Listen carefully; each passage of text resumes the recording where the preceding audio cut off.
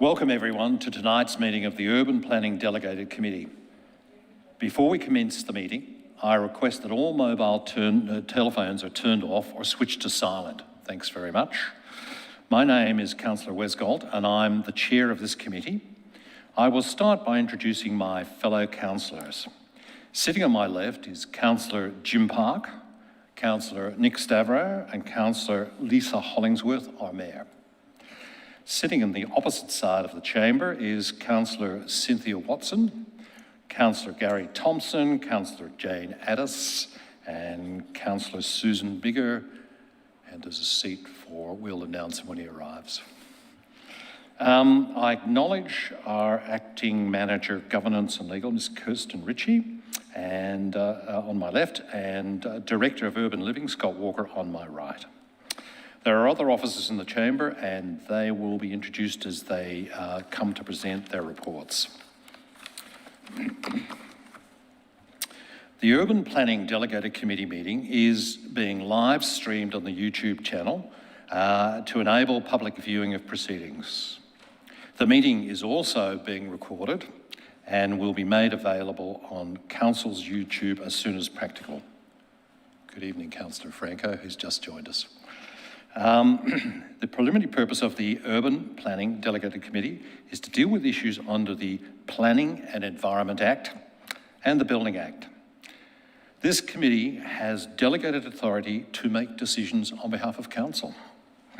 For those presenting this evening, when it comes to the agenda item in which you've got an interest, it will be introduced by an officer. I will then call you one by one to come forward and address the committee. If you are making a submission, please present your viewpoints clearly and concisely on why you support or oppose the planning application. Please, if you wouldn't mind, do not repeat what earlier speakers have said and keep the submission focused on relevant issues and points not previously raised. If you're opposed to the planning application, please tell the committee why you disagree and suggest an alternative approach that would satisfy your concerns. Please focus on your concerns rather than matters of history or details of what's in the officer's report. There is a strict limit of 3 minutes for each speaker, including councillors, and whilst as chair I can vary this time, it is unusual to do so. At the 2.5 minute mark, I will make a sound, but the ringing of the bell indicates that you have 30 seconds left to conclude your presentation. For those in the gallery this evening, I would like to take this opportunity to remind you to extend due courtesy and respect to each other and to the committee as a whole. This includes remaining quiet while others are addressing the meeting and not disrupting the decision-making process of the committee. And just to finish, I would like to encourage all submitters, officers and councillors to speak directly into the microphone. This will ensure that everyone can clearly hear the discussion. Thank you. Apologies. Ms. Ritchie, are there any apologies tonight? Thank you, and through you, Chair, there are 2 apologies. There's Councillor Sinfield and Councillor Gillies, who are both on a leave of absence. We will now move to the minutes of the previous meeting. Councillors, can I have a motion to adopt and confirm the minutes of the Urban Planning Delegated Committee meeting held on the 4th of March this year? Councillor Addis. I'm happy to so move. Thank you. And a seconder? Councillor Stavro. Thank you. Is anyone opposed? None? I put the motion to the vote. To all those that are supporting, I declare the motion carried. Conflicts of interest. Councillors and council officers, are there any conflicts of interest you wish to foreshadow for the meeting on the agenda tonight? Councillor Thompson. Thanks, Chair. Look, I'm going to declare a general conflict on item 3.1, 261 to 267 High Street. Outside of council, I sit on 2 boards which have McDonald's representatives on them, and one of them includes the CEO of McDonald's. So I don't have a direct conflicts, but I think I'll declare a conflict under general provisions. Thank you, Councillor Thompson. Well, on that note, let's move into the business, directly into the business of the evening. Item 3.1, 261 to 267 High Street Q, proposed amendment to the planning permit conditions to enable 24-hour opening 7 days a week for an existing convenience restaurant. PP 940095.01. Tonight, the officer's report will be presented by Daniela Split-Gerber, our Senior Urban Planner. Please.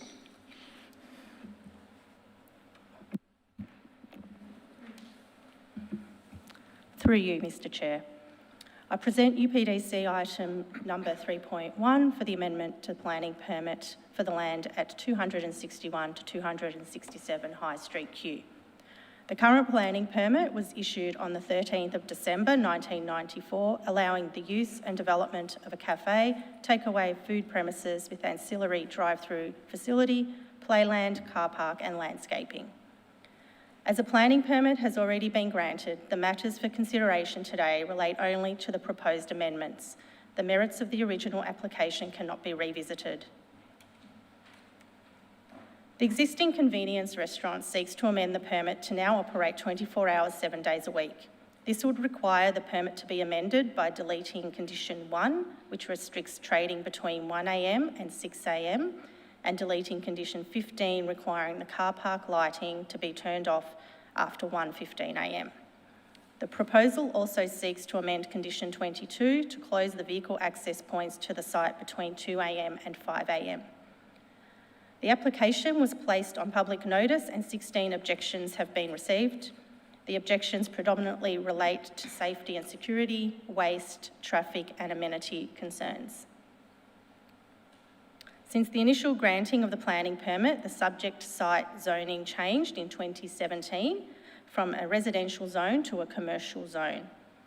However, the premises takes benefits of and operates under a planning permit, which includes conditions that set out requirements for the operation of the site, and there are long-standing expectations of residential neighbours with respect to the operational parameters set out on the permit conditions. Following a community consultation conducted on the 6th of February this year, the applicant has made a number of formal modifications to the original amendment. This includes agreement to retain condition 5, condition 16, and partially retain condition 22 to retain the closure of the car park to the western residential interface between 10 p.m. and 5 a.m. They have also agreed to implement recommendations of the acoustic report and provide a site management plan setting out management practices such as security measures, litter patrol and delivery services. These matters will be included as additional permit conditions. Overall, it is recommended that Council issue a notice of decision to grant an amended planning permit subject to the conditions detailed in the report. Thank you, Mr Chair. Thank you, Ms Split-Gerber. Tonight, we have 6 people who have indicated they wish to make a submission on this matter, 5 against the recommendation and 1 in support. Once I've announced your name, if you'd please come forward and sit at the head of the horseshoe table. There's a microphone being switched on at the moment. If a submitter is not present when I call the name, we'll move on to the next submitter. I again remind all submitters there is a strict 3-minute limit on your presentation, but I'd ask you to please commence with your name and the suburb in which you live. First submitter tonight is Mrs. Elizabeth Hung.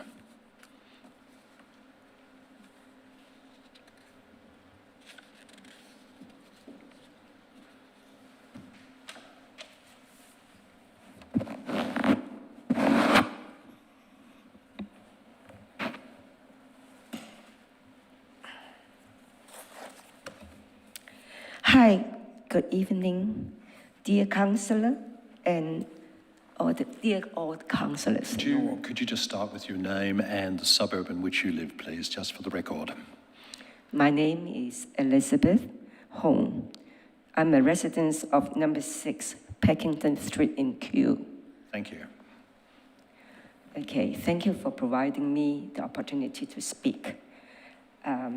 Regarding the extension of the time 24 hours trading businesses by McDonald's.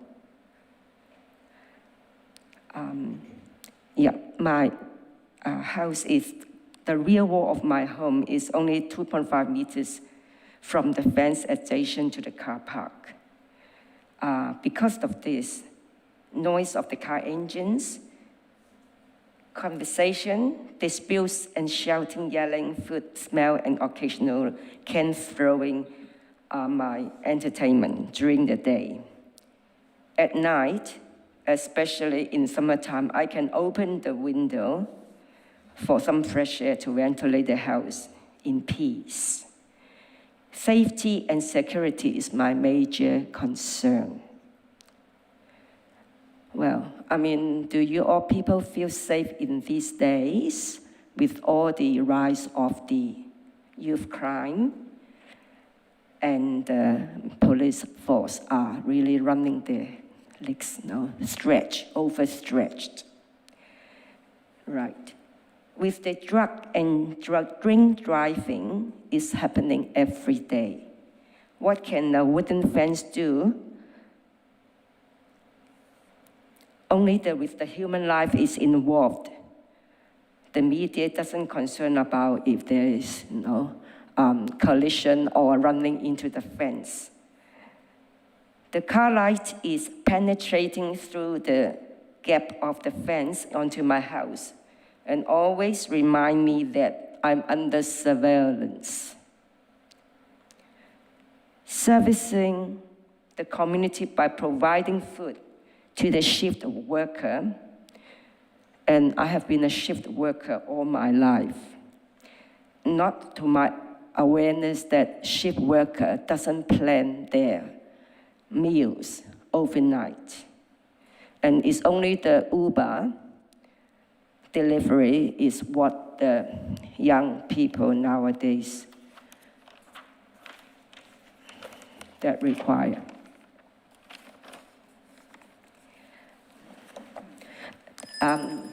Okay, so as the Kew resident, I love my suburb.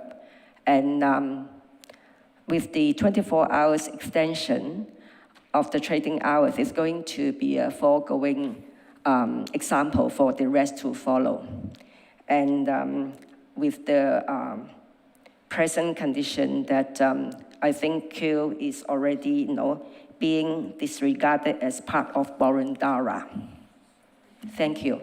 Thank you very much indeed. If you just remain in your seat for a moment, I'll see if there's any questions. Councillors, do you have any questions of this submitter? Councillor Addis. Thanks, Chair. Thanks, Mrs. Hung.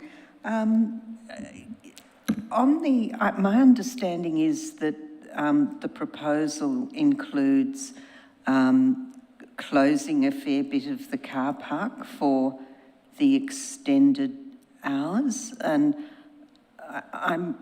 I'd like to have a comment from you about whether you think that will help, because I might ask the officers later to show us on the plan, but I had thought that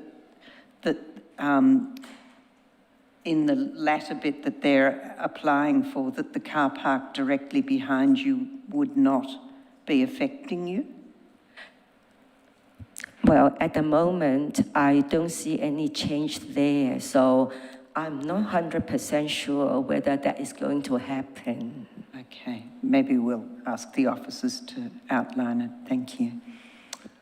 Councillor Stavro. Thank you, Chair. Thank you, Ms. Hung.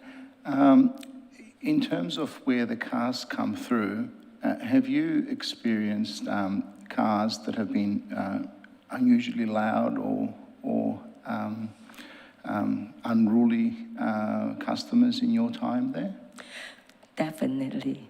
Yeah. But, during the daytime, it is. I just accept whatever it comes because I choose to live there. And so in the daytime, I'm quite happy. Not happy, but I will take it, all right, no problem. But during the night is another story with the echoing and also with the noise, with the darkness and also the tranquility in the, in the surrounding area. And if little noise would really, raise concern. Just a follow-up, Thank if I you. may. And I didn't quite catch, how far did you say your house is from where the drive-through comes? 2 point, well, I am at the car park. Drive-through is in the I cannot tell you the side, the position, west or north, whatever. But I'm at the side of the main car park. So the driveway is just running along in the center. But when the car park on the near to the fence, that is how that that affects me. Thank you. Thank you. Councillor Franco. Thank you, Elizabeth. Your property, I'm just trying to understand, backs directly onto the car park, is that correct? Yeah. And is the wooden fence, I was just having a look at it, is that the same as the acoustic fence that's referenced in the report, the 3-metre acoustic fence? So I was trying to understand. So that's just a conventional timber backyard fence that you have? Yeah, there's just the ordinary conventional timber fence, and also there are already some, the gaps, in between the plank, so that's how the light can penetrate through as well too. So if they are not doing anything, that definitely is not right. The fence, I presume, is a shared asset between you and your property. Have you had any dialogue with your neighbour about changing that fence? Or well, if they are not doing the 24 hours trading at night time, daytime I can accommodate anything. Thank you. Thank you. Thank you, Mrs. Hung. If you Thank can you return very to the much. gallery now.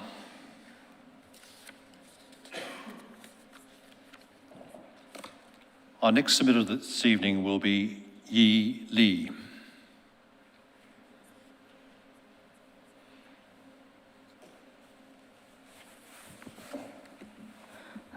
Good evening. My name is Yi Li. I'm the owner of 8 Packington Street. Today I brought my 4 weeks noise diary. I moved into this property only for a month, but I can say not even a single day I had a good sleep or slept more than 5 hours. The sounds of the engines from its drive-through vehicles, especially from the motorcycles, which have no silencers and are sometimes combined with very loud music. They are really noisy. The noise kept waking me up very frequently at night after 11 p.m. and I couldn't sleep until they closed at 1 a.m. almost every night. Then I woke up by those engine noises at 5 or 6 a.m. every morning, and I have to take care of my 2 young children myself. The air conditioner's main unit is very noisy too. I have to say those noise has seriously affected my health, physically and mentally already, even in just a month. If they are going to be 24 hours operating, that means they won't even give me 5 hours of peaceful sleep. Please pay attention. That's not only me, but the whole community already suffered a lot from the noise because there's actually no acoustic fencing on any of the north or west boundaries. But in their application documents, it was mentioned as an important noise control measure, which is actually not true. There's only existing normal timber plank fencing, which is about 2.8 meters high, but due to its age and material, it can't prevent any kind of noise. We beg the councillors to urge them to set up a real acoustic fence or real acoustic wall as soon as possible along the line of the community's residential zone boundaries, especially around the drive-through, and the acoustic shade around the air conditioner's main unit must be set up too. And the motorcycles should not be allowed to enter the drive-through after 10 p.m. I would also like to point out the air pollution problem they caused, the odor. The smell from the kitchen already makes the community can't even open the windows in the daytime. If it operates 24 hours non-stop, our simple entitlement of having fresh air would be further diminished. Actually, when I read the existing planning permit issued in 2007, we found that even for many of the existing clauses, they don't not even obey the rules or meet the standard. For example, the noise control, delivery and rubbish collection time control, odor control, and so on. If it's 24 hours operating is approved, who will be responsible for ensuring them obey the rules? Who will supervise this management plan? Ms. Lai, I have to ask you to start to wrap up now. Thanks very much. Thank you. Oh, that's it? Yeah, okay. All right, thanks very much. If you could just keep your seat for a moment. Councillors, are there any questions of this submitter? Councillor Stavro. Thank you, Councillor Gold.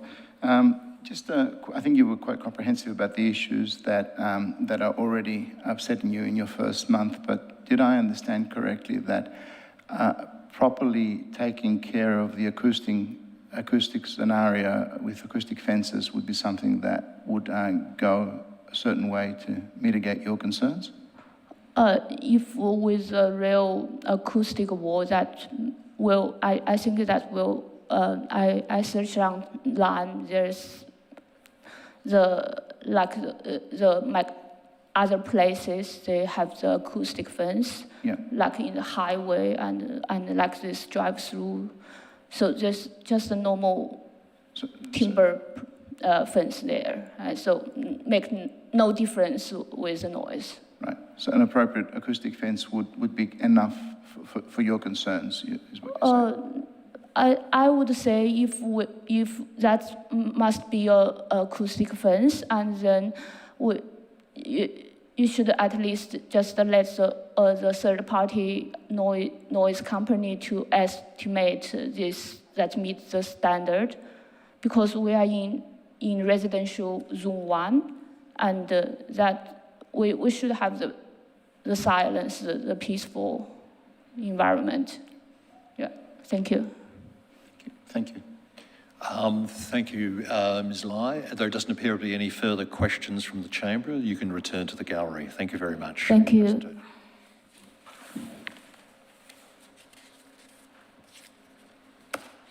I now call upon Mary Brest to join us at the table.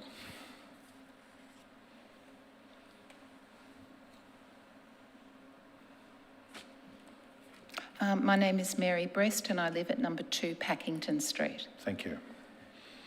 McDonald's 24-hour application responds to its busiest times being around 1 a.m. and 6 a.m, so customers are spread out across extended hours. This is the precise fear of McDonald's neighbours. We need council's protection to preserve amenity in our residential 1 zone. We will be living with noise from traffic, talking, shouting, order machines at 1 a.m, 2 a.m, 3 a.m, 4, 5 and right through to 6 a.m. non-stop. I beg the councillors to please put yourselves in our position. Imagine your home in a residential 1 zone with McDonald's drive-through outside your bedroom window. McDonald's obviously seeks to build its business and draw in as many customers as possible at 1 a.m, 2 a.m, 3 a.m, 4 a.m, right through to 6. Contracts for delivery services for entire districts could operate from this store. Non-stop delivery vehicles, motorbikes starting and stopping and revving right outside my bedroom window. 1, 2, 3, 4, 5, 6 a.m. We are begging for only 5 hours of peace in a 24-hour day. The site management plan that aims to lessen the terrible impacts of 24-hour trading will clearly be ineffective. Additional security lighting encourages people to stand around talking in the car park, displaying phone numbers of store managers and periodically reviewing incidents reports will not and does not give me back my sleep. A true concession to minimise disturbance to neighbours between 1 and 6 would be to close both vehicle access points and the side door. Patrons would need to park in High Street and walk through the High Street entrance. The noise report, very importantly, is not independent. It does find the noise at McDonald's causes. It exceeds the compliance levels at my home at 2 Packington Street. It then dismisses this finding by saying disturbance from High Street also exceeds those levels, and this is not true. The noise was measured from my side fence, which is nowhere near my bedrooms. Within our house, certain noises can be heard in one room but not another. Trucks from McDonald's can be heard upstairs but not downstairs. From the lounge room, you can hear the children screaming in the playground but not so in the kitchen. Any noise reports should be measured from the bedrooms where it's impacting the people in them, not from the fence. The report projects 18 vehicles in a 30-minute window and at least 1 disturbance a night between 1 a.m. and 6 a.m. The report says that this is acceptable. Let me ask you, councillors, is it okay with you if I come around and wake you up with loud noises once a night, every night? It's not okay with me. I would never, and neither should McDonald's. The EPA has noise restrictions in residential areas between 11 p.m. and 8 a.m. the next morning. Why is McDonald's exempt from the same courtesy to its neighbours? Thank you, Mr. President. If you remain in your seat for a moment. Councillors, are there any questions of this submitter? There aren't any. You can return to the gallery thing. Okay. Just popped up. If you could just, sorry, could you take your seat again? There was a late question. Yes. Councillor Stavro. Thank you, Councillor Bolt. Mr. President, are there any conditions that you might be considered to accept that might mitigate some of your concerns, apart from the ones you've seen Yes. In the report? Yeah, the closing of the closing of the car park, because if the cars can't access, then they can't drive past the residences. And the car park that they've said that they were going to close is the one that faces on High Street. It's only about 6 spots. The drive-through and the car park all along the drive-through is the one that abuts the fences that join the property, the dividing fences. But if we close that car park and the cars can't come in and the patrons don't slam the door coming and going and saying hi and bye, if they have to walk in from High Street, they're not actually affecting any homes. Okay. Thank you, Mr. President. Councillor Bicker. Oh, sorry. If you could just retain your seat. We have another question. Sorry, we keep sneaking you just when you think you're done. So can I just check then, are you suggesting that, do you mean if they were to close both parking lots? If the site is accessed from High Street and it drives past my house at number 2, past Liz's house at number 4, past number 6 and past Yee's house at number 8. And then it turns around and comes back out onto High Street. If you close both of those car park access areas, people have to get out of their car and they come in the front door, there's a front door that comes in off High Street. You mean you're suggesting, sorry if that's right, that there's no on-site parking, but that they park only on High Street? But we are talking about 1 o'clock in the morning. Meaning there's not a parking There's not a problem finding a park at 1 o'clock in the morning. And was this raised in the conversation that you've had? Did you attend the meeting? Yes. Yeah, I did raise it. Okay, well, we'll ask officers about that. Thank you so much. Okay. It appears the questions are finished. You can return to the gallery. Thanks very much. I have a question, Chair. Very quick. Sorry. No, that's okay. Councillor Franco. Just to, thanks, just to continue on Councillor Bigger's line of thinking, what if the car park, what if one segment of the car park were left open? Which one? Off High Street? Well, the main obvious entry one and then the continuing. So are you talking about the one with the 7 spaces or the one that goes along past all the homes? The one adjacent, I'm not sure.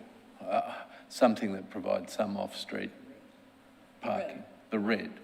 The 7 car spaces is probably the one that has the least effect on all the homes, but my 2 children's bedrooms face onto that 7 car space one. But that one probably has the least impact noise-wise because they're not driving past, they're just coming in from High Street. But the door, like they would need, I don't know that that would help because there's an access door on is that the west side? And people coming in and out of the door, and that's where they stop and they chat and they have their conversations, and that is very disruptive. I think really there's no problem parking in High Street at 2 o'clock in the morning, and that's closer to the door for access. And when you say they chat, are these delivery drivers or are these? No, this is patrons. Patrons talk. We all talk. Hi, bye, see you next week, whatever it is. It's not anything untoward happening, but people's voices very much carry at 11, 12 o'clock at night. It's going to be more so at 2 o'clock in the morning because there's less background noise. Thank you. Councillors, are there any further questions of this submitter? No. Thank you very much, Ms. Prest. If you can return to the gallery now.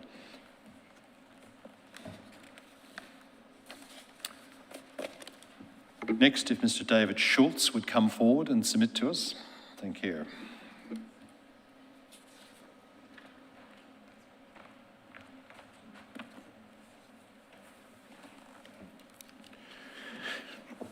Hi, David Schultz, 22 Union Street, Kew. Thank you. I object to the planning proposal primarily on the, is that okay? Primarily on the grounds of the antisocial behaviour that happens in our street. We get, on Friday and Saturday nights, we have 2 or 3 loud instances of either fighting or maybe not fighting, but yelling, and maybe it's good-natured yelling, drunken behaviour.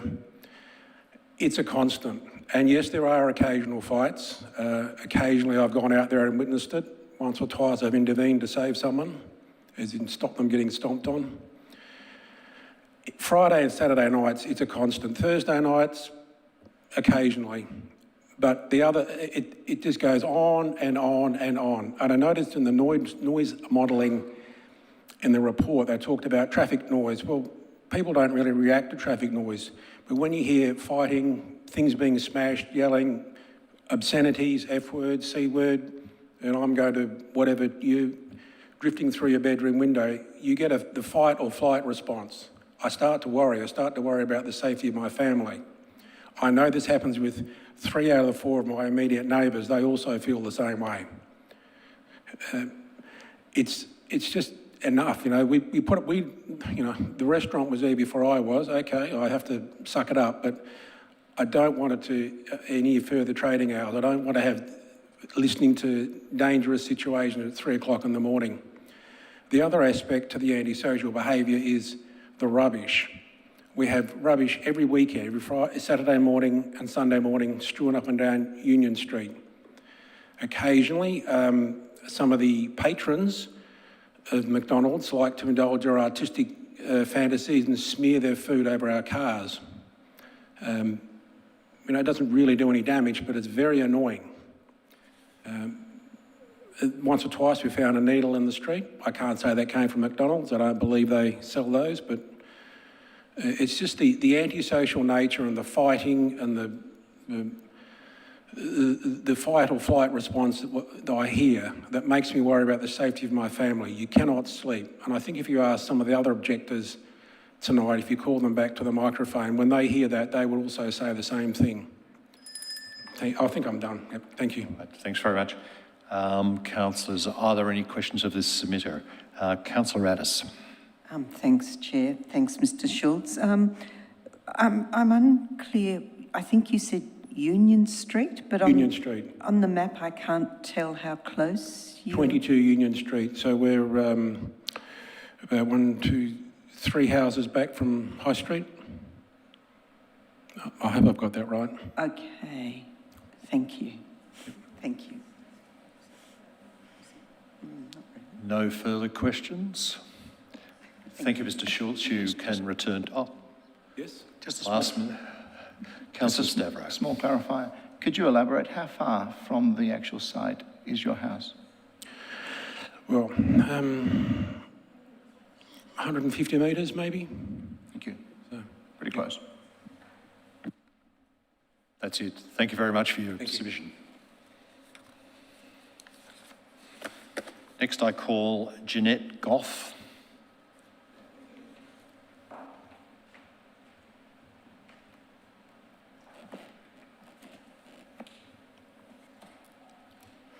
Thank you. Yes, my name is Jeanette Goff and I'm speaking for Rob Hesleff, who can't be here tonight. He also lives at 2 Packington Street. Thank you.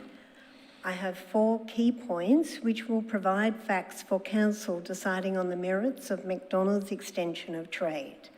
I'm objecting to the application due to living in a residential 1 zone, abutting McDonald's and being continually exposed to disturbance of my family's peace and tranquility.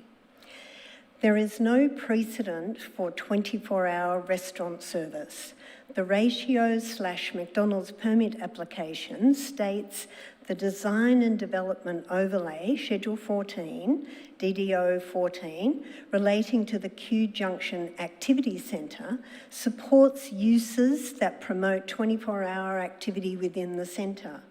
But this is incorrect. The actual words are, of DDO 14, it encourages extended hours trading, but makes no mention of 24-hour service at all. The impact of 24-hour trading will cause extra distress to residents who live close by in the residential 1 zone. The Clarity Acoustic Report.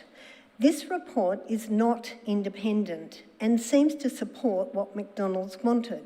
The parameters of the report try to establish the maximum noise level already affecting my address, but they placed a microphone to an area much closer to High Street on the fence line than where the noise will affect us, and it produced current noise far louder than it is. So the baseline moved.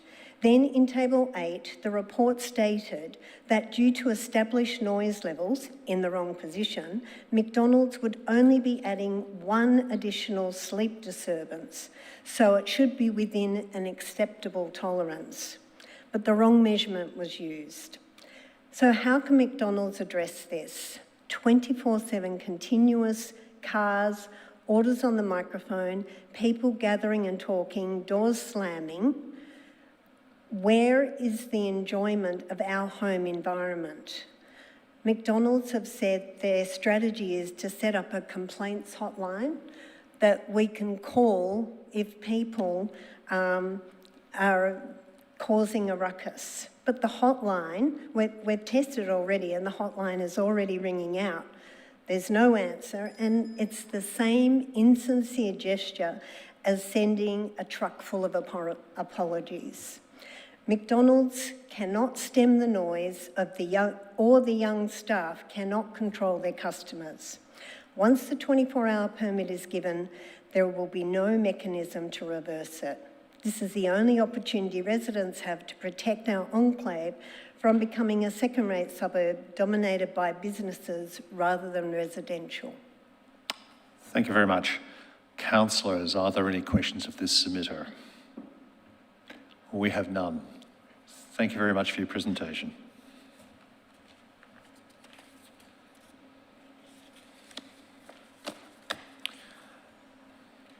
I now call upon Ms. Alice Maloney to come forward.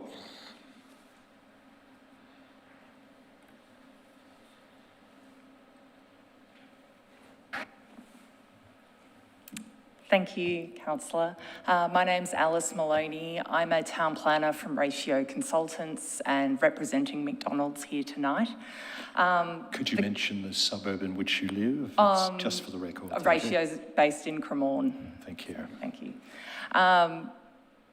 The council officer's report has provided a very comprehensive overview and sort of meant that I've had to cross out a lot of my dot points. So thank you, Daniela, for that. I think it's just worth reiterating that McDonald's has been established on the site for almost 30 years. The site is now been rezoned as part of the Q Major Activity Centre to the Commercial 1 zone, which reflects sort of expectations about amenity and the sort of growth that can occur in such locations. That being said, my client is committed to minimising amenity impacts on the neighbours. We, as a result of the consultation meeting, acoustic testing has been undertaken. The fence has been repaired. That is sort of addressed by the proposed permit conditions as well, but my client has already sent a builder out there to rectify the fence to minimise any gaps and cracks. There's also a commitment to putting screening up around the refrigeration unit on the roof to ensure that that fully complies with the EPA guidelines. The McDonald's business model has sort of shifted, I think, where 24-hour operations, which was probably a real novelty 20-odd years ago, is really the norm for McDonald's. That's their standard operating model these days. And it just reflects the changing needs of society and the ability for the growing delivery model with Uber Eats and etc. So it just provides flexible opportunities for people to patronise the restaurant at different hours of the day. Our client is required to undertake litter collection from the surrounding streetscapes. That is a current condition, and he has also recently increased staffing hours around that just to make sure it's a real focus that they are complying with that. It's obviously a very challenging aspect to controls, I'm sure you'd appreciate, but it is certainly first and foremost as part of the site management plan. I think that's the main points I'll just raise now.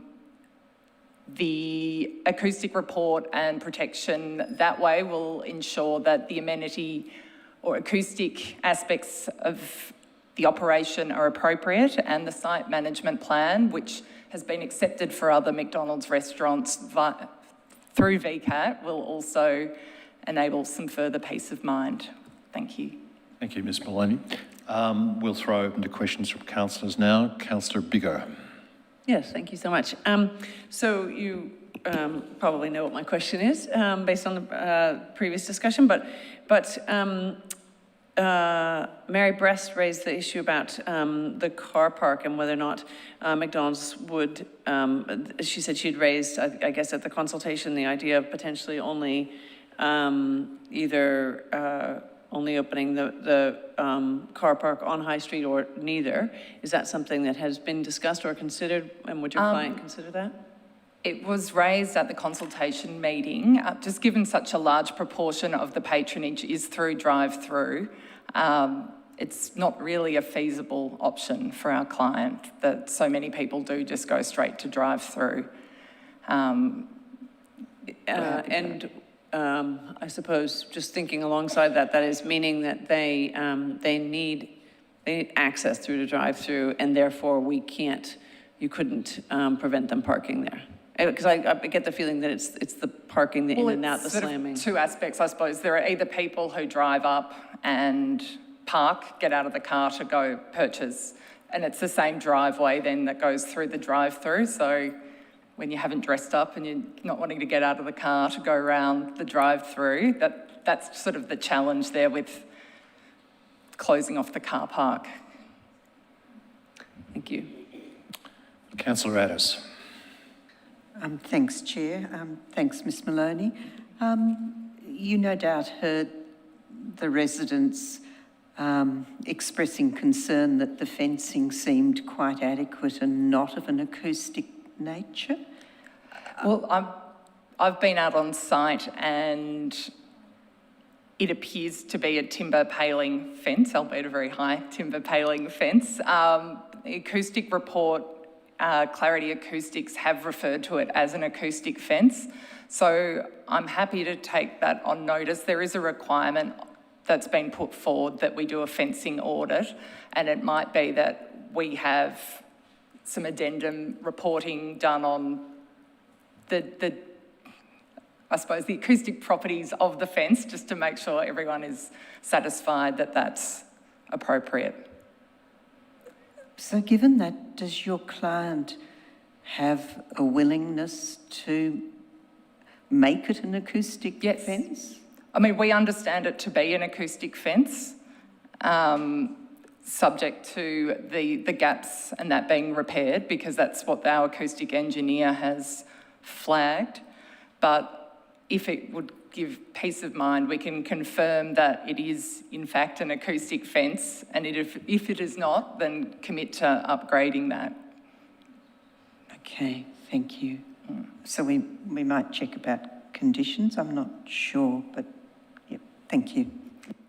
It allows for, sorry to interrupt, it allows for an audit of the existing fence, so I think that should give flexibility there that we can just confirm its acoustic properties, materiality.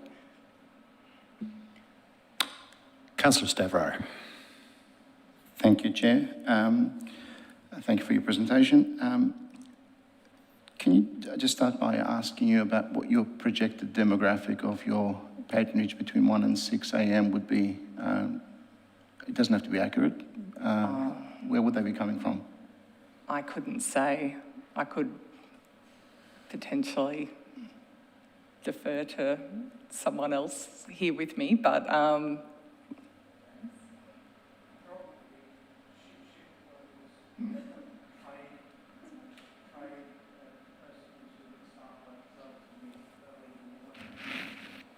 yeah, shift workers and trade workers.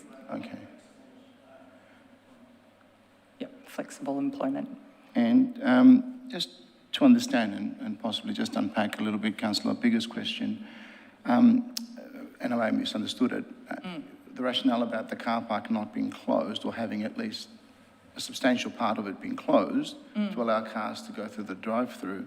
I mean, you would have at least, knowing the site, maybe 10 cars can be piled up before they go through the, the order taking station. And if you look at the car park abutting the actual store, there'd be probably another 7 or 8 spaces there, maybe, I'm not 100% sure. Wouldn't that be enough, would you say? And would there be a willingness to allow you to be able to achieve your objectives, but at least mitigate the concerns that we've heard tonight? I mean, I was understanding that you wanted the car park and drive-through closed in its entirety. If it just related to, I was talking to the aerial photo up there before, if you're just talking to the entirety of the western car spaces, there we are, the western car spaces, are you talking about just closing off, so the red section, the 7 down there in the southwest corner, and then the car spaces on the western side of the drive-through aisle? I mean, that could be something that, yes, my client could consider closing those car spaces off. I am concerned. I think the residents do want the full closure, but I'm trying to understand from your observation the amount of traffic that you're envisaging and whether there be some minimal area where we can go to at least that you'd be open to negotiating. I was going to ask you, be my last question about the drive-through, but would that be on the cards? Just ask that first, that we would be able to at least close a lot of the western side, which wouldn't affect, I would imagine, your drive-through because there's considerable space there, I can see. Yes, I think that would be. Okay. The other question that arose from your presentation, and it does concern me, you did mention that Uber Eats is a substantial part of the future, and I agree with that. Uber Eats is used a lot. But as I understand it, Uber Eats, the majority of the delivery drivers, I mean, there's a few bikes, but there's a lot of motorbikes as well. Are you envisaging to have motorbikes picking up orders in the middle of the night? Well, yes, if they're part of the ordering program, yes. Okay. They tend... And you don't see a problem with motorbike engines running off in the middle of the night? I think the different calibres of motorbike, it's not you know, they're fairly small CC. It's not a Harley popping through the drive-through, which is a different beast altogether. Yes. So I think the sort of scooter-type motorcycles are not typically the ones that cause the substantial noise impacts that are sort of flagged in the acoustic report. Sure. In the streetscape. The other question that I'd like you to ask is, would you, on your behalf of your client, contemplating at least offering, if we were to, at least to be open about it, a partial 24 hours opening, let's say, opening on the busiest days, Friday and Saturday, and allowing the other days to be run as they are, which you get a substantial benefit because you are opening to 1 a.m. in the morning? I'm sorry, my client's currently overseas, so.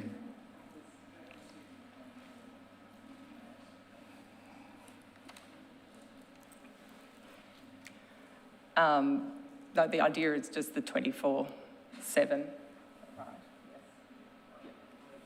24/7, yes. So there is no willingness to have at least, to meet us halfway, or at least part of the way for your client to actually improve his business efficiencies and the community to actually have some peace of mind?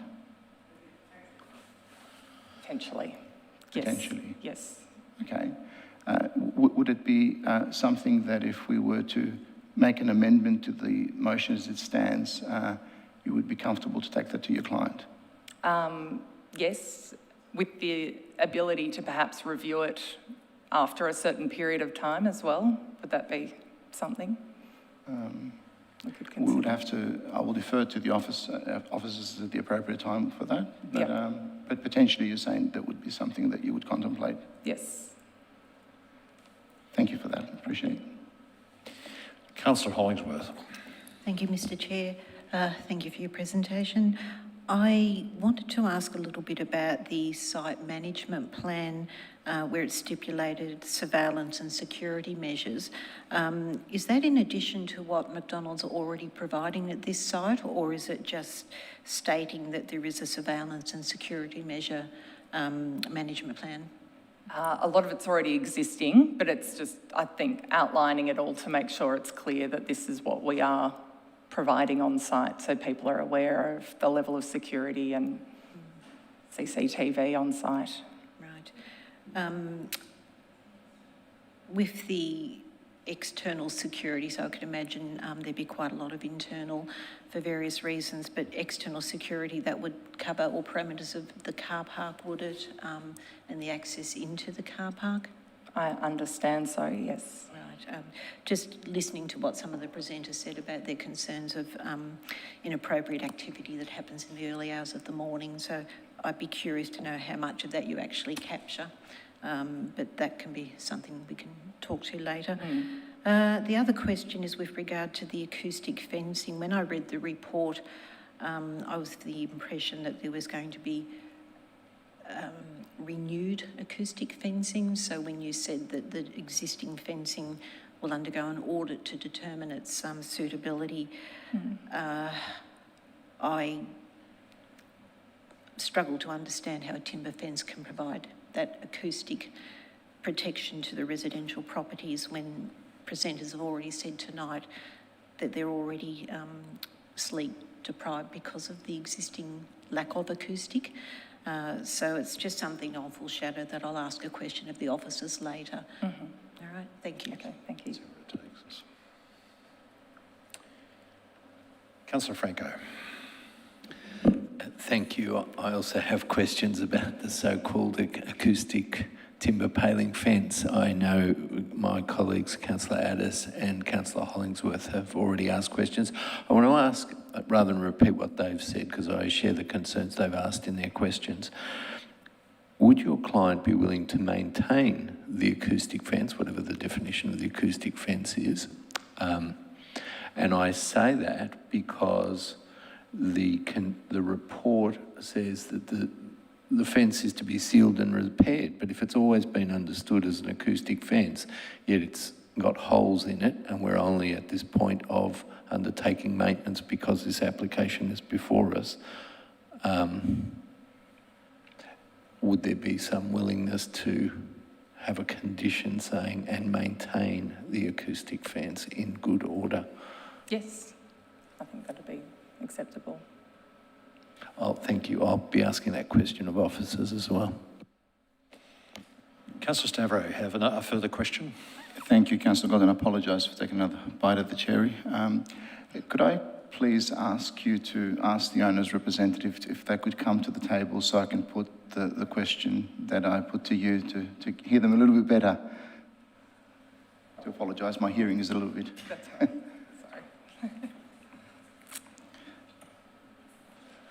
My name's James Thompson, representing McDonald's Corporate. I actually live in Newport. Thank you, Mr Thompson. Please. Mr Thompson, I hope you've heard what I've asked. The question that I asked was that if the applicant would contemplate to meet us partial way and rather than having 24/7, to have 24 hours, but concentrated in a couple of the, I guess, the most important days for you, I'd imagine Friday and Saturday. That would be a win-win, I would imagine, that they get to improve their efficiencies and the community, as you heard, can have a little bit of peace of mind. Definitely something to consider. I think to Ms Maloney's point, would it be a position that... Excuse me, could you just pull that microphone close to you, especially for the gallery to hear? Thank you. To Ms Maloney's point, would it be a position that could be looked at as a period of time as a trial, and then if working successfully, extending to 24/7 trading? Yes, I mean, that would be something that I think we can work with, and we'll speak with the officers after at the appropriate time. Thank you for that. Thank you. Just one more question I forgot to ask as well. Just going back to the site management plan, you would have given it a little bit of thought about that, and I just was just a little bit concerned and probably teething problems with the hotline that, you know, I would imagine that it would be taken seriously and ensure that the community has a direct port of call, because I was at the community meeting and that was a hot button, so to speak, pardon the pun. Absolutely taken seriously. It is really formalising what is in place already. That's the first I've heard of that, the hotline issues, so we'll certainly be addressing that first thing tomorrow. Thank you for that. Thank you, Chair. Thank you to the both. There are no further questions. You may return to the gallery. I will now return to officers for matters arising. Thank you, through you, Mr Chair. I'm able to address the concerns raised tonight in the submissions. With regard to the amenity concerns, including the noise and safety, light pollution and odour concerns, existing planning permit conditions manage the amenity impacts and limit the disruption to the amenity of the neighbourhood. A new condition has also been included to provide a site management plan, as we have discussed, to manage further amenity impacts and increase safety measures as well. It's also understood that McDonald's arranges for staff members to collect litter from surrounding streets as per conditions on the planning permit. In terms of the acoustic fencing, there is an existing 3 metre high fence along the western and northern boundaries, and the acoustic report has determined that additional conditions have been recommended to further mitigate the noise concerns of residential dwellings, including a repair and a review of the fence. An existing condition on the planning permit, condition number 2, also states that this fence is to be maintained to the satisfaction of council. Thank you. Councillors, are there any questions of the officers? Councillor Hollingsworth. Thank you, Mr Chair. Question for the officers. With the presenters that are immediately impacted, that actually back onto the property, that live on Packington Street, they've all attested to the fact that they are woken by the noise of drive-through and people parking and entering the building. And I could only imagine in the early hours of the morning that would be heightened. would it be possible to consider a variation to a condition about review of the acoustic report and put forward a recommendation to have a double skin timber fence to provide additional sound protection for the residents impacted? Thank you, and through you, Chair. The acoustic report does recommend that an audit is carried out, and the conditions that we've included will necessitate that. So whilst there's been discussions around patching up gaps, that certainly would be an outcome we would expect, but it is asking more or less for that certification to occur to our satisfaction. Whether that includes a double skin, we would need to await the outcome of that audit. Right, thank you. Because I'm obviously mindful that whatever council determined tonight will be the decision of council, so it's not something we can revisit in 2 weeks and say, oh, in hindsight. But look, I'll perhaps consider debate later on this particular issue. Thank you. Councillor Stavro. Thank you, Chair. Just for the officers, are the provisions related to this application consistent across the state for this business type and this zone, or they're different conditions? And who sets them?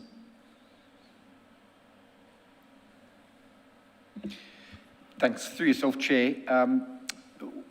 Perhaps what should be made clear here is that since 1994, when this permit was first issued, the planning rules around retail activity, around convenience restaurants and the like that fall under the banner of retail activity, and in particular their location within commercial areas, has changed. There used to be restrictions on hours of operation in the planning scheme. There used to be restrictions on restaurants and other activities that needed a permit for land use. They have changed.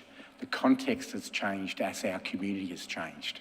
So in a commercial 1 zone, a convenience restaurant, and in fact all retail activity across the state can operate without a planning permit, without restrictions on hours of operation. So new establishments that operate under the current planning rules will not be restricted in terms of use. There's no permit needed for use in a commercial 1 zone for retail activity, which means there can be no restrictions on hours of operation.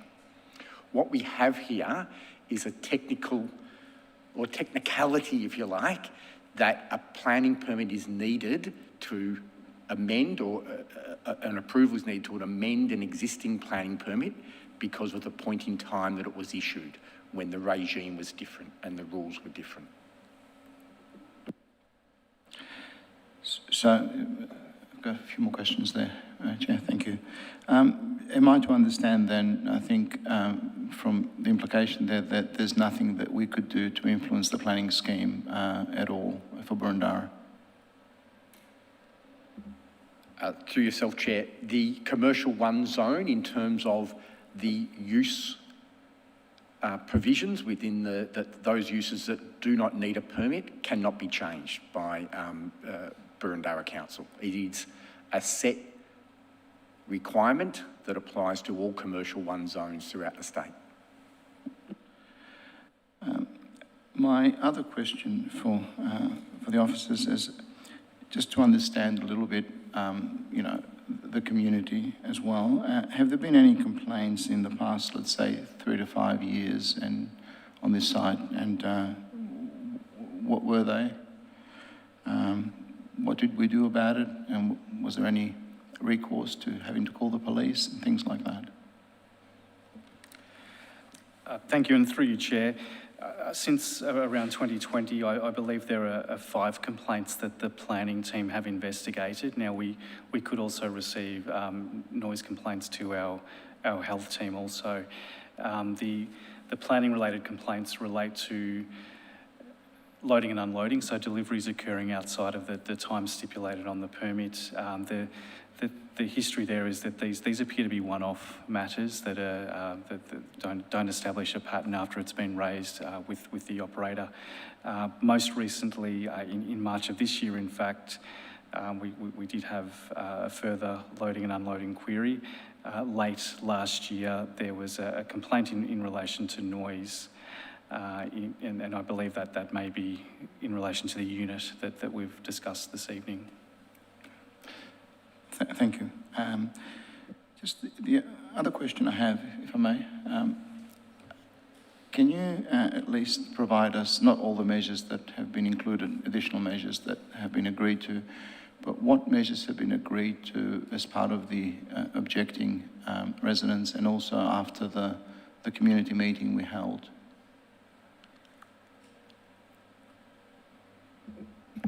Through you, Mr. Chair. There have been some negotiations following community consultations, and the applicant has agreed to retain some of the conditions that they were going to remove from the planning permit.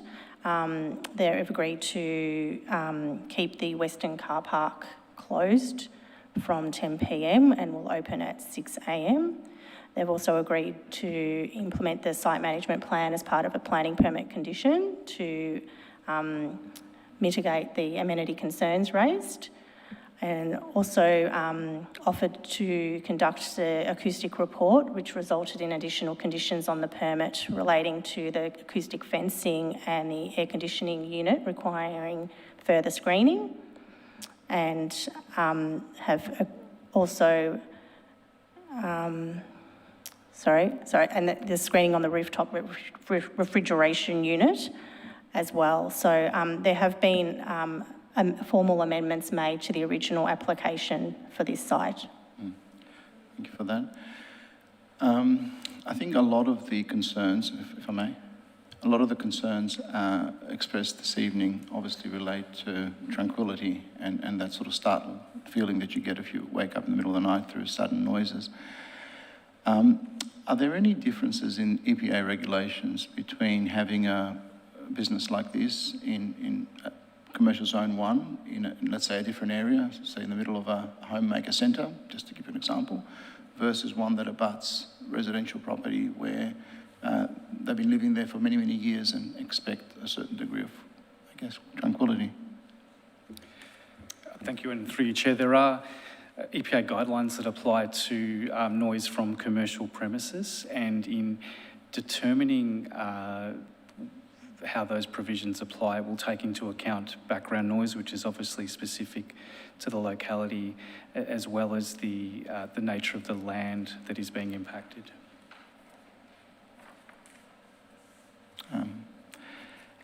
Can you sort of break it down for somebody that's not that well versed in planning speak? What do you mean by that? Sure, and it is something we would rely on professionals to undertake that acoustic assessment, but the determination of what level of noise is acceptable will depend obviously on the noise that is being measured, but that's in the context of background noise and the sensitivity of the property that is being impacted. So that would be a residential zone in this case. I see what you're saying. Thank you. Thank you for that. I think I understand it. And as a final question, it's sort of whichever officer is appropriate to answer this. If we were to, I'm not saying that we will, I think a lot of us are thinking about this very intently as we speak, but were to refuse this tonight, what would happen to the conditions that are likely to be negotiated, and what's the next process? Perhaps if I just touch on that through yourself, Chair. Again, this comes back to the context that this decision is being made in terms of the changing expectations around the planning rules. So this needs to be decided in that context. If we were, or if council is to refuse this application, then there is an opportunity for the applicant to appeal at VCAT against that decision to refuse the amendments that are being sought. And that does put at risk any negotiated outcomes that have been achieved with the applicant to mitigate those concerns around noise and amenity impacts. Sorry, and perhaps I may continue. I didn't ask my question as clear as I thought. And in your opinion, maybe you answered it, how is a VCAT appeal likely to go? Yeah. And it's something that often we're quite reluctant to give any indication around likelihood of outcomes at VCAT. This is a matter, however, where, as I indicated earlier, there is a change in planning rules and context, and in many ways this is a technicality that an amendment to this permit is needed, and that's how VCAT will view this. They will view this around the change in rules and the understanding and expectation and knowledge that 24-hour operation for retail premises in a commercial 1 zone can occur as of right for new premises, new businesses that wish to open now. Thank you, Mr. Walker. I also intend to move a motion reluctantly when the time comes. Thank you, Councillor Stavro. Councillor Addis. Thanks, Chair. I think I've got 2 questions. The first one's got 2 bits to it. I'm seeking officers' assurance that you're confident that the acoustic requirements are as good as we can get, that the conditions you've put on are as much as we can reasonably require for the residents. The conditions defer to an expert undertaking that audit and making recommendations. That the condition will set out that report, and the physical works needed to implement those findings are determined by us to our satisfaction, which we will endorse and then expect as an outcome. Okay, so depending on what the report said, you could then enforce the requirements that were considered lacking. Correct. They'll be submitted and endorsed by us. We can then continue to enforce them. Okay, thank you. And the second bit of the question is, am I correct in assuming that all this aside, residents could still seek assessment, is it through the Environmental Health Act, about the noise currently and in future? Noise complaints could be lodged to the relevant authority. Separate to this process? Irrespective of the outcome of this permit. Okay.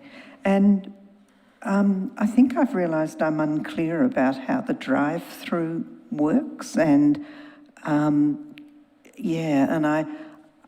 wondering whether closing the red spaces will actually make any difference to the residents? Well, perhaps we give some clarity. Our understanding is that the spaces highlighted red are the ones that are currently closed after 10 o'clock. Through the negotiations, the applicant has agreed to keep those closed despite the request to operate 24/7. Some of the discussion this evening has been around the spaces that are in the west green bubbled section, which do have a substantial interface with residential properties, and I believe the question there is, would there be amenity benefits to closing those spaces after 10 o'clock or after 1 o'clock with the additional trading? And I believe your question, Councillor, is would that impact on the drive-through operation? I would suggest that there's already procedures in place to chain off the red spaces, so there's a procedure for that. It's conceivable that could also be done for the west green spaces, not impacting on the drive-through operation, and allowing for some parking to be available up against the restaurant itself. Okay, sorry, I've realised I have another question. The side access door that the residents have expressed concern about, do we understand that that's required for the function? of McDonald's? Through you, Mr Chair. It is our understanding that that is the access door for patrons into the building, and so would be required if they were to open later, correct? Okay, thank you. Councillor Park. Thank you. Could McDonald's surrender its permit and seek a fresh one, or is it required to absent the premises to do that? Through yourself, Chair. No, they can't simply make a statement that they're no longer availing themselves of the permit. They would need to cease operation at the premises for 2 years, or for a 2-year period over, or 2 years in total over a 3-year period. So it would be quite problematic for a business such as McDonald's to undertake that sort of closure. Okay. If we were imposing a condition today for an acoustic fence, have we become any more sophisticated about what that looks like, or do we still use vague words like was used some years ago in this clause?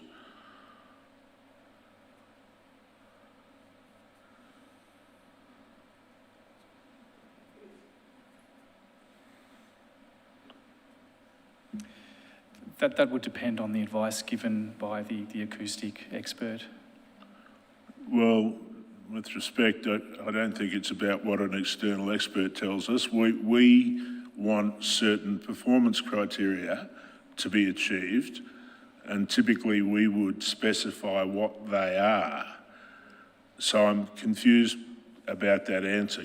So can we just sort of delve into that? Because I suspect that's part of the reason we've got the confusion about what it is that we meant some years ago about an acoustic fence, because an acoustic fence can be a timber fence, and usually quite often is. It's about the density of that fence. But when we give no reference point, no performance criteria, and simply say an acoustic fence, therein lies the problem. So what I'm trying to establish is, what do we say today in terms of a standard suite of obligations, conditions? Yeah, understood, and I expect there would be a greater specification coming from the acoustic advice than perhaps what was considered back in 1994. So we would need to understand those specifications to enable that to be shown on the plans. I think somebody needs to perhaps just drill into my question a bit more. I'm not trying to be difficult. Perhaps, Mr Chair, if I might be able to assist and confirm with the planning team. Joel, can I have your attention, please? Whether something has changed. But the way this would typically be done is by reference to a standard, which the EPA, an acoustic standard, which the EPA had in relation to noise from commercial premises, particularly as they are adjacent to residential premises. It used to be N1 years ago. I'm not sure what it's called now, but I'm just checking whether or not such a standard still exists, because that's how we would typically have referred to it in the past.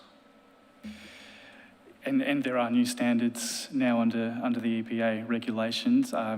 It would be appropriate that the fence complies with those current standards, and that could be included in the notation on the plan.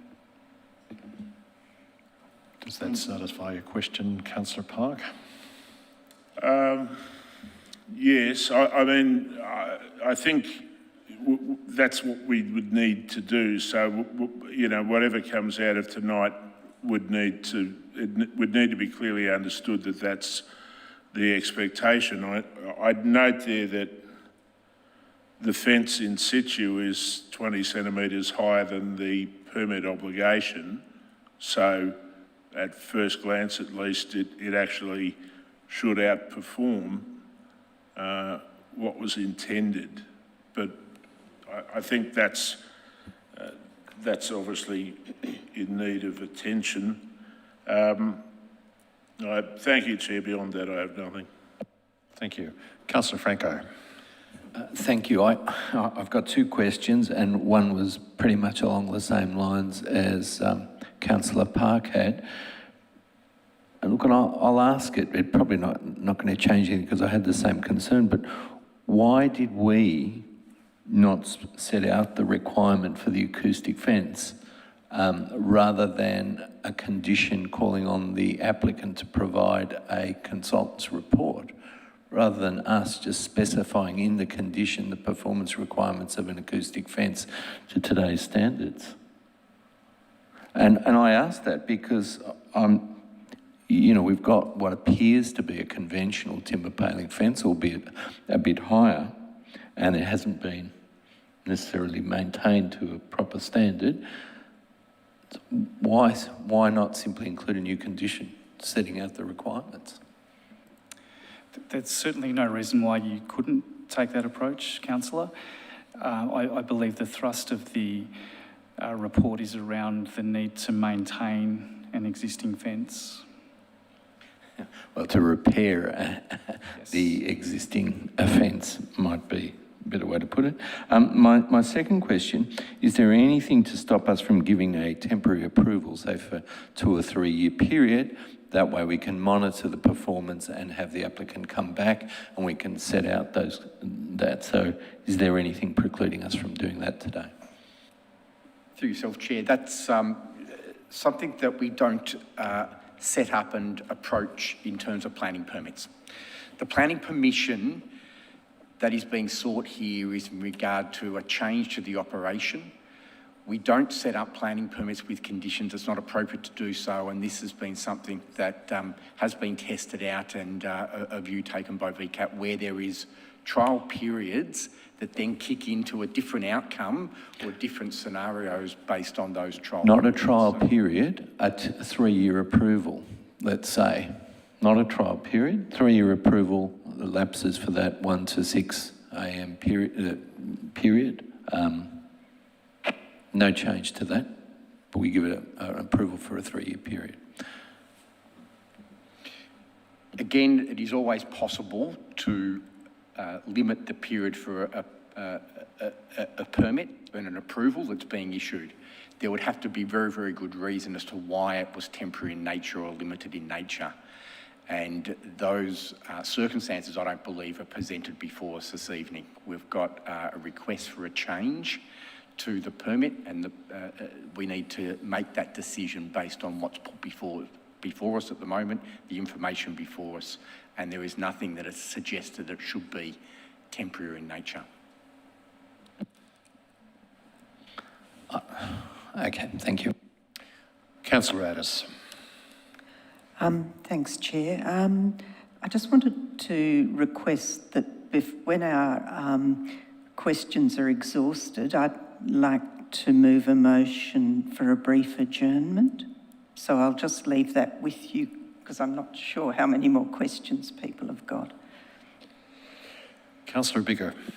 Yeah, I think mine's quick, and I hope it doesn't feel like I'm flogging this horse, but I just wanted to understand, I guess initially my question was coming up in the context of the a mention that was made about the compliance on the refrigeration unit, which made it sound to me like it was not currently compliant, but would be made EPA compliant. So I guess my question is, and it related to this Councillor Park's question as well about the EPA standard changing. So if there's a standard change, just so I understand, if the standard does change, is there an onus on the permit holder then to meet the improved standard automatically? Meaning, is that, do you understand my question?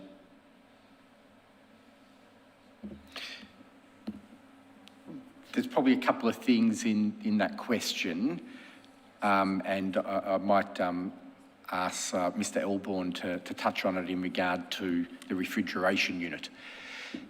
If there is whether there's a permit in place or not, the EPA guidelines apply. And the EPA guidelines have certain expectations around them in regard to noise impacts if there are excessive noise that's being created. And that could result in changes that are needed at that point in time to meet those requirements if it's demonstrated that that noise has gone beyond a certain point. So it's not proactive in changing to meet the current requirements. It's reactive in that sense. It's coming back to it, demonstrating that it's not meeting those requirements, and then looking at different mitigation measures to bring it back into compliance in terms of noise. So it's not a proactive, will things automatically shift and there's changes being made by the owner or a permit holder in a proactive way. And I'll just add to that, the acoustic report indicates that the operation of that existing unit in the more sensitive hours in the night necessitates an upgrade. So they're anticipating that is necessary to comply at that point. I see, meaning it could comply up till 1 a.m., but it's not going to be compliant at those levels between 1 a.m. and 6 a.m. Yes, thank you very much. Councillor Watson. Thank you. Many of my concerns and questions centre on the acoustic fencing, and what my question is, without repeating what's been said earlier, is there any urgency regarding this decision tonight, or is there an opportunity for us to perhaps lay it on the table? Again, through yourself, Chair, there is no urgency from a council point of view to make this decision other than making sure that the decision is within time frame. It is, I might just seek some clarification on that. We'll get some information on that, and that may be a question that the applicant is prepared to answer, whether they're prepared to have this matter placed on hold to consider other matters. So that's certainly something that the applicant may be able to provide some advice on. For us, as a council, it is making the decision within the required time frame. Thank you for that. I'm not sure that was a clear answer, because I'd like to foreshadow that this matter be laid on the table, to move a motion to lay it on the table. And I need some clear guidance as to whether that's possible or not. It's certainly possible as a motion, but we already have a proposal for a procedural motion prior to yours, and I'd have to seek some advice who jumps in first. Maybe we might finish the questions, Councillor Stavro. Have you got further questions, or do you want to speak on a similar topic? It's probably pertinent to the issue that Councillor Watson raised. I wholeheartedly support the approach that Councillor Addis recommended for an adjournment, and we can discuss a number of issues that have been risen by the questions by my colleagues as well. We have a proposal to adjourn for a period of time. I think we'll go with that and give ourselves a chance to discuss what we want to move from here on in. So, Councillor Addis, would you like to put that motion forward? Yes, I'm requesting that we adjourn briefly. Do we have a seconder?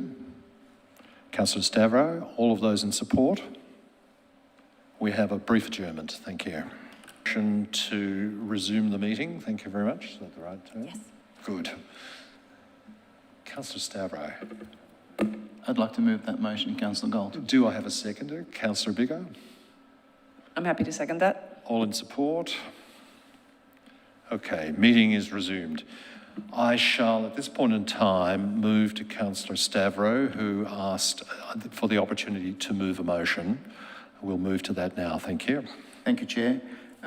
Given the questions that have arisen tonight at this time, what I would like to do is move a deferral motion, Chair, and put it to my fellow councillors. Do we have a seconder for that motion? Councillor Addis. I'm happy to second. All of those in support of that? It's carried. The motion is deferred, the action is deferred. Thank you very much. Chair, it might, for the persons in the gallery, be worth explaining what's behind that motion, or whether Councillor Stavrou can do so, or you can do so. Otherwise, they'll be sitting there wondering what's going on.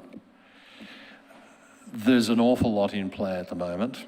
There's an awful lot being asked for to be amended at this point in time. I think what we're opting for is a period of time. I understand the actual franchisee of this facility is overseas at the moment, and it's an opportunity to meet with that franchisee and talk through some of the things that have been asked for tonight. It is very sensible, we think, to seek a deferral and bring it up to a meeting in the very near future, which you will be advised about.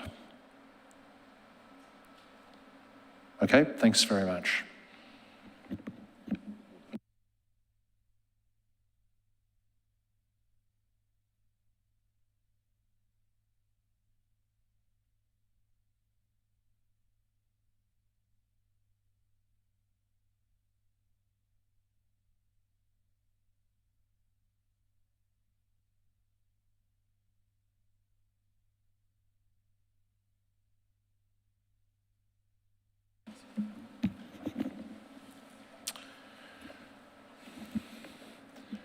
Okay, councillors, is everyone happy to move straight on to item 3.2? No need for breaks? That's great.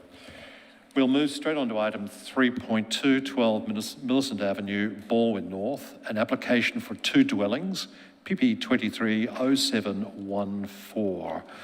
We'll first go to Damien Boo, the Senior Urban Planner, for the officer's report. Thanks very much.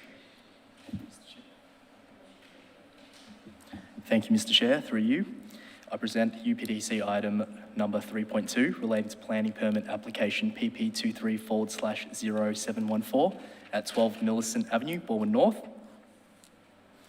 It is proposed to construct a 2-dwelling on a lot side-by-side development in a neighbourhood residential zone with no overlays. Each dwelling will have a pitched roof design, double garage, brick render finish to match the surrounding area. A total of 24 objections have been received during the course of the application. The proposed side-by-side development is suited to the subject site, given that the lot frontage is quite wide and there's an existing crossover. This allows the site to comfortably ensure the siting of both buildings appropriately integrates into the streetscape. Conditions of permit have been recommended to improve the streetscape presentation by conditioning the continuation of materials, increasing the setback of each garage by 1 metre, and also to ensure a recessive garage appearance. In addition, the building envelope generously exceeds the minimum side and rear setback requirements under Res Code, which allows for greater open space and planting opportunities across the site.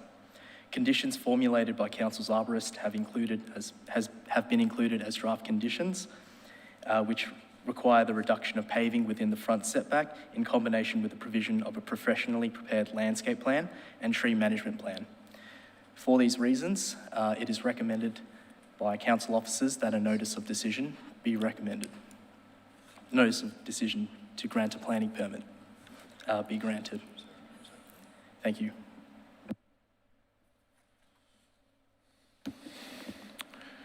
We have 2 members of the public wish to submit tonight.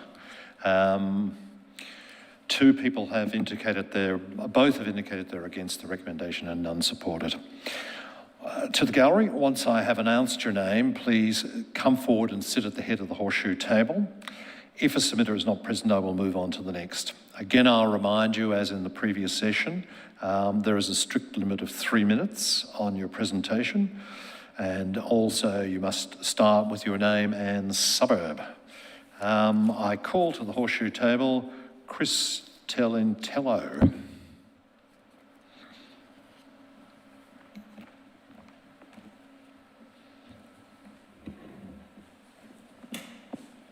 Good evening, councillors. My name's Chris Telentello from Baldwin North. I'm here on behalf of Marcus Rabiscini, from 34 Minerva Avenue, Baldwin North, who lives behind the application site. He's a friend of mine, has asked me to speak this evening. Thank you. It's noted that this is an application for 2 dwellings that consist of 5 bedrooms and 4 bathrooms. They are, by any definition, substantial homes. Our question is, are they a bit bigger than what they should be, and as a result, don't quite respond properly to the restraints of the site and the neighbourhood character?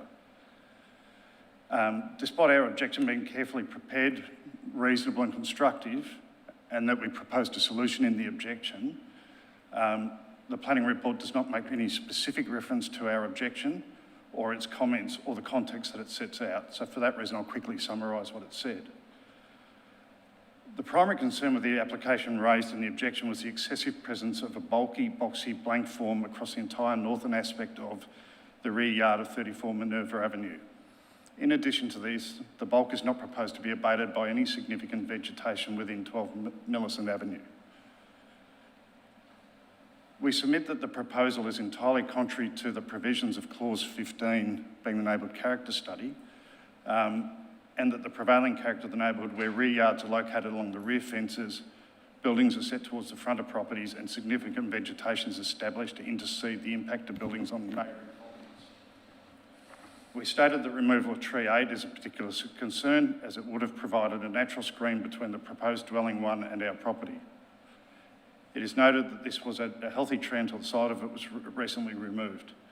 Unfortunately, it's recognised that this tree, the form has been so severely damaged and it does need to be removed, but it should be replaced. We also note that after the reading the neighbourhood character precinct statement, we note the following. The preferred character statement says, states to enhance the consistency and character of streetscapes, to maintain a spacious 1 and 2 storey suburban feel of the area and the garden setting of dwellings, and I emphasise the garden setting of dwellings.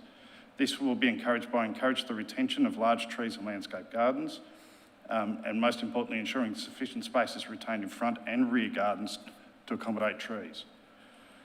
Some of the threats, issues in the neighbourhood character statement are identified as buildings that appear boxy and bulky, lack of soft landscaping and vegetation, lack of garden space for planting. The guidelines state the following under the siting requirements objective: to maintain the existing spacious backyard character and enhance the area's leafy feel. Design response, ensure buildings are sufficiently back from boundaries to maintain the open backyard character immediately where it exists. I'll jump to the conclusion part because I'm running out of time. We asked for an increase in the rear setback. We're not asking for very much, but we think it's too close to the rear boundary to allow for planting of street trees. If I look at clause 58 of the planning scheme, it says to plant an 8 metre tree, you need a 4.5 metre dimension.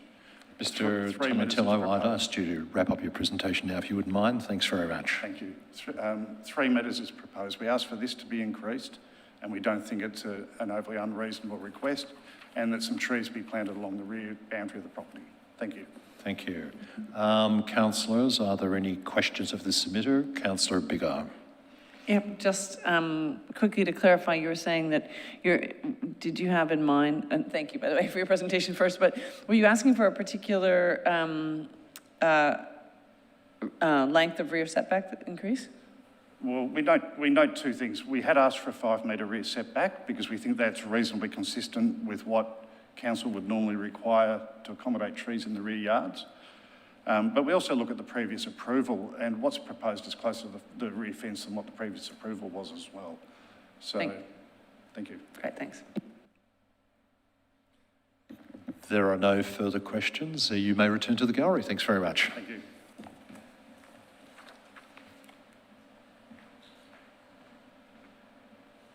I'll call to the horseshoe table, Andre F. Salengram. My apologies, I've pronounced that incorrectly. This is very new to me, so excuse my nervousness. I had a PowerPoint presentation that I tabled Sorry, earlier. could I get you to start with your name, pronounced as you would pronounce it, and your suburb? Okay, my name is Andre Salgram. I grew up at 14 Millicent Avenue. I currently live elsewhere, but I represent my parents who both reside at 14 Millicent Avenue and have for 60 years. Thank you. Thank you. Okay, so essentially what we're looking at is the character of the development and the expectation of enjoyment and security in my parents' house. We think that council has dismissed, or that the planning has dismissed, a lot of the concerns that we raised in our submissions, and specifically drainage. And if I could get you to go to slide 9, you'll see that there has been, okay, so these are the two residents. And so in the submission, it talks about a minor fall. In fact, it's a metre drop, like a little waterfall, between the level of number 12 to the ground floor level of the garage and the residence at 14. You will see also, if you, I think, go back a slide, that there is a flooding overlay that touches on the bottom of 14. So this is not referenced in any way when you talk about the impact of the development at 12 on the surrounding residents. You can see also that Greater Melbourne have predicted more frequent and intense heavy downpours, and in fact there have been 2 inundations in the backyard as the situation exists at number 14. And we say that in line with the arborists' recommendation, that the lack of permeable areas and the development at 12 will increase the runoff and potentially cause flooding and draining issues along the boundary of 14 and into 14. And I draw your attention to a ruling from the High Court last year that applied particularly to renters, but I don't see why it shouldn't apply to owner residents, which states that there needs to be enjoyment and security in your home, and that there is an impact from non-profit distress that can be caused by a development in an area. And I definitely think I don't think there's been enough attention to this flooding issue. And and 14 now sits between a flood overlay and a new development with large areas of paved and concreted ground. So I think that we need to, and we have asked for, some sort of recommendation about drainage that would mitigate this, and that would protect that kind of boundary fence line. And I note that the fence line also includes a garaged area, a brick area, but we're looking to see what kind of fencing would be allowed along there. I really urge the council to have a look over the submission. There's been a lot of things not addressed. The character of the area is eclectic, and the development does not reflect that. There is no big yard. The tree that features on the boundary of 14 is inaccurate. That tree is actually a very unwell maple that's under an arborist's care, and we're planning on halving the height. Ms Selgram, I'll ask you to sort of wrap up at the moment. Thank you. Okay, thank you so much for your time. And yeah, we would ask that the development be minimised, that we know something will be going ahead there. We know you have to develop, but we would ask that it be more modest and provide security and enjoyment for all the parties around it. Thank you. Councillors, questions. Councillor Stavro. Thank you, Chair. Thank you for your presentation. I'm just concerned about the flooding that you raised. Have you raised those issues with anybody before this, apart from your submission? I did put them into a letter I sent in, one of my first objections, the second objective letter. But when I knew I was coming here tonight, I looked into, because I knew the creek had been barrelled, I looked in to see if there was a flood overlay, because it says there is no overlay. But in fact, there's one that touches on 14, and it's on quite a steep slope. And my father has expressed concerns, and I think in his submission to council, he expressed his concerns over possible flooding events from 12. Okay, I will ask the officers later on for their response, but thank you for that. Thank you. Thank you for your question.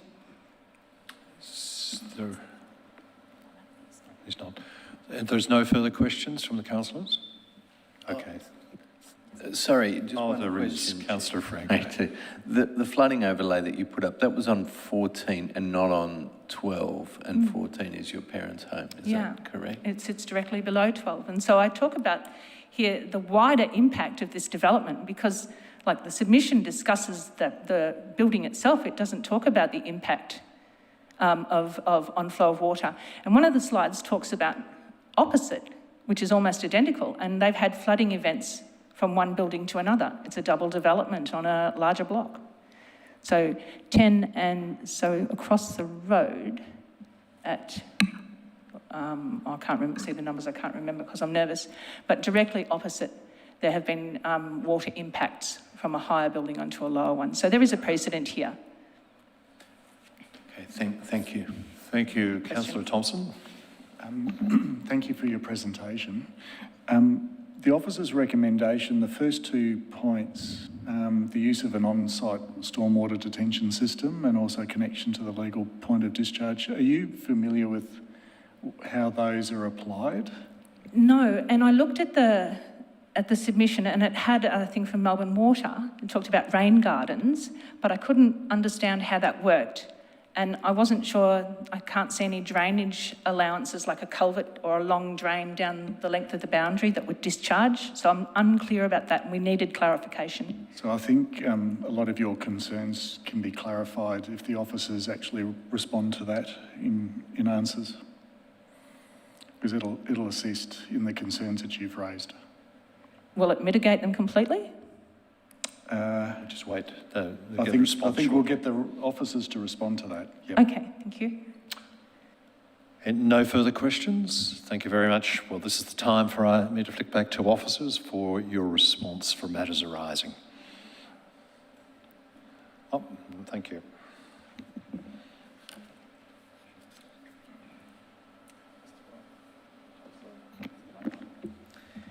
Thank you, through you, Mr. Chair. With respect to the drainage matters raised, to speak plainly, let's just say a planning permit is issued. As part of the endorsement of plans, the applicant will be required to submit drainage plans to Council's Drainage Department, full of our drainage engineers, who will look at the application closely to mitigate and look at any issues that may arise. If there are issues that are picked up, they'll be required to change it before they can even start building. So, generally speaking, with the implementation of these conditions, they should address the drainage issues across the site as raised. Thank you. Yes. With respect to the matters raised in relation to the rear setbacks, I would like to note the officer's report has included a full res code table.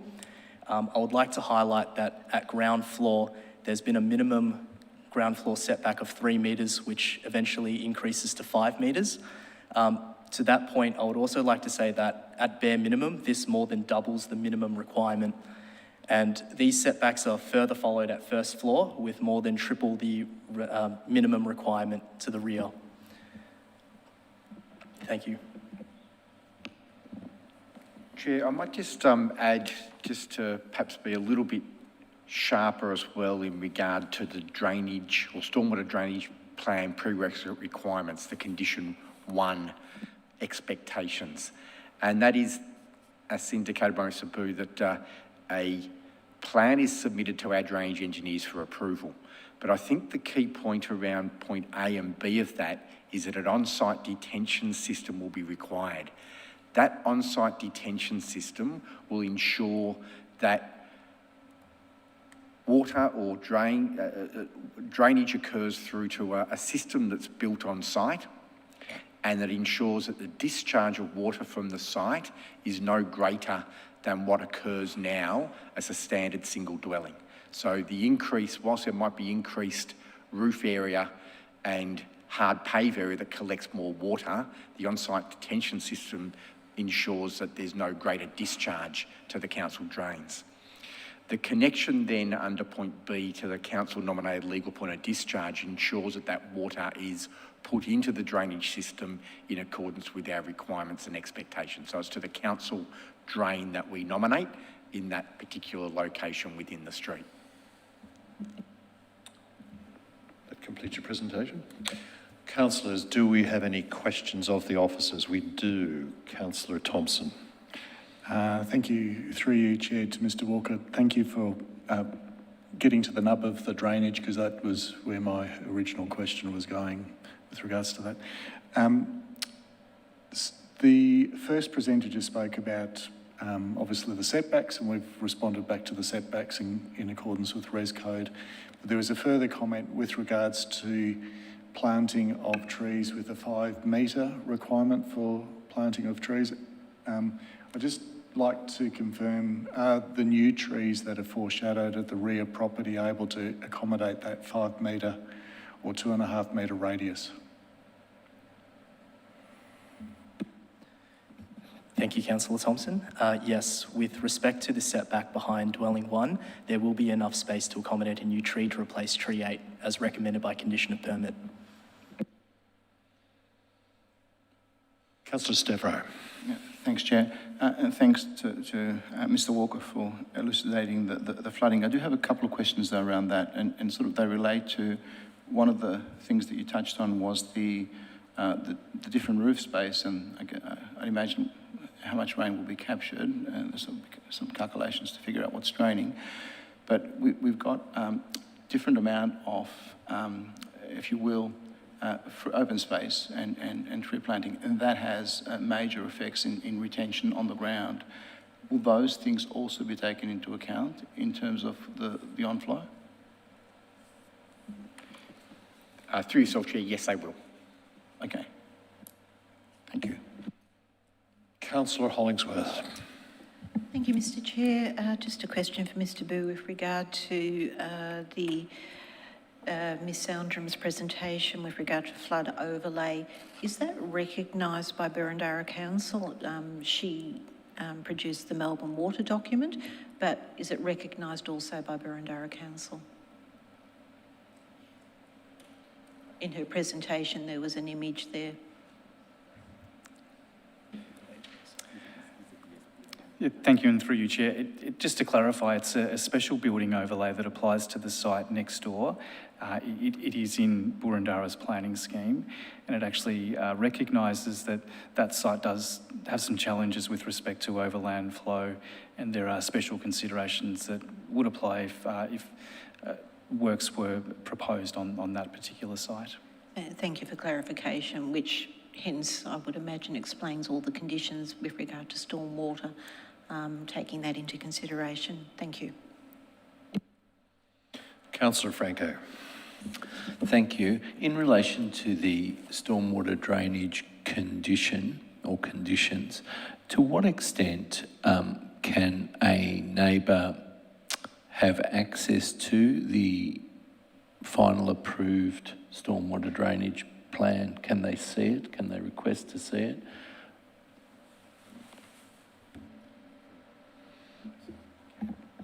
Thank you, Councillor Franco. Yes, they can, once approved and stamped. Thank you. Councillor Park. Chair, I move the officer's recommendation. Do we have a seconder? Councillor Thompson. Happy to second that, Chair. Do we have any opposition to that motion? All of those in support? Sorry. I probably won't. Councillor Park, you wouldn't like the opportunity to speak to your motion, would you? Was it going to be denied? So I'll keep it brief. Look, I've listened intently to the submitters. The difficulty that we face is that this application is fully compliant. The setbacks are well more than are required by Res Code. There are adequate conditions, and officers, in my view, have done a very good job of conditioning the development such that the outcome will be satisfactory, and it's certainly fully compliant, and really that says it all. So it is one where it's incumbent upon council to approve it. Councillor Thompson, you don't wish to speak? I think Councillor Park summed it up precisely. Thank you. I will then move to moving the motion. All of those in favour? No one against? I declare it carried. Thank you.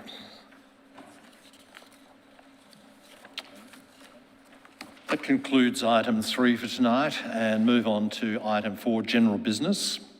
Councillors, are there any matters of general business? None. Councillors, urgent business. Are there any matters of urgent business? There are none. Confidential business. Councillors, are there any items of confidential business? There are none. Before I close this meeting, I wish to thank all of you who have joined this evening, and I declare the Urban Planning Delegated Committee meeting closed. Thank you.